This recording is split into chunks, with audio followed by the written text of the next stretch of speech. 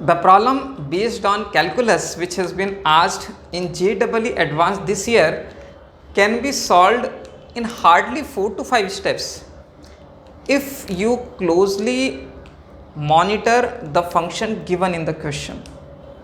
Here in this question we have been given a function f of x such that f0 is equal to 1 and f dash x is equal to fx upon b square plus x square. Now here he is asking which of these options are the correct option. It's a multiple correct choice type of a question in which more than one answer can be correct. The options which are given to us is whether f is a increasing function, decreasing function, fx into f of minus x equal to 1, f of x minus f of minus x is equal to 0. These are the 4 options and we have to check which of them are the correct answers. Now here what we have been given is f dash x is equal to fx upon b square plus x square. Now if you observe, if I take this fx down, the equation now becomes f dash x upon f of x is equal to 1 upon b square plus x square. Now here if I see the denominator is fx and numerator is the derivative of fx, this should clearly give you a hint that if I integrate both the sides, that means if I integrate left hand side and the right hand side, this integration is very simple. If I take fx as t, my f dash dx becomes equal to dt. So dt upon t, this is basically nothing but log t. That means the integration of the left hand side part will be log of f of x. As simple as that. What will be right hand side? It's a standard integral 1 upon x square plus b square, which is 1 upon b into tan inverse of x upon b, and plus we have the constant of integration c. Correct? Now what is given about the function is f0 is equal to 1, which can be used to find out the value of this constant of integration c. If I put x is equal to 0, my f of 0 is given to us as 1. So log of 1 will be 0 is equal to, when I put x is equal to 0, this tan inverse of 0 becomes equal to 0 into 1 by b is 0. So plus c, that means the constant of integration is equal to 0. So I can write c is equal to 0. So this is my required function. Now if I want to get fx out of it, this log will come onto the right hand side, becomes exponential function. So we get f of x is equal to, this log becomes e to the power this whole value, which is 1 upon b tan inverse of x upon b. So this gives us the value of the function f of x. Now here if you see this power, whatever be the power, we know that exponential function is always positive irrespective of whatever be the power, because all these values are real values, b and x, which has been given in the question that b is a non-zero real number. So if b is real, tan inverse of x upon b is also real. So for all the real values of x, my exponential value will always be a positive value. That means what I can comment on is my fx is always greater than 0 for all the real values of x and also for all the values of b.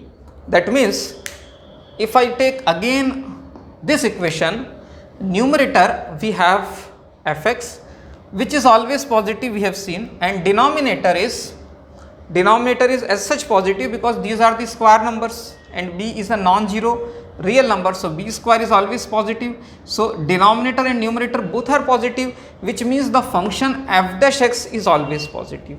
So what the question gives us the hint that our f dash x is always greater than 0 for all the real values of x, for all the real, and also for all the real values of b. For all these values this function is always positive, which is already known to us. That means what? If the derivative of a function is always positive, the function is always an increasing function. So that means irrespective of whether b is positive or b is negative, this function will always be an increasing function. So our first option will be the right answer, that if b is greater than 0, f is an increasing function. Actually it does not depend upon b, whether it is given or not, this part is always correct. So our first option is the right answer. In the second option he is saying that f is a decreasing function, which is absolutely wrong, because whether b is positive or b is negative, we know that by f dash x equal to 0, we know that this function, our f of x, is always increasing. For this function is always increasing, so option B is wrong.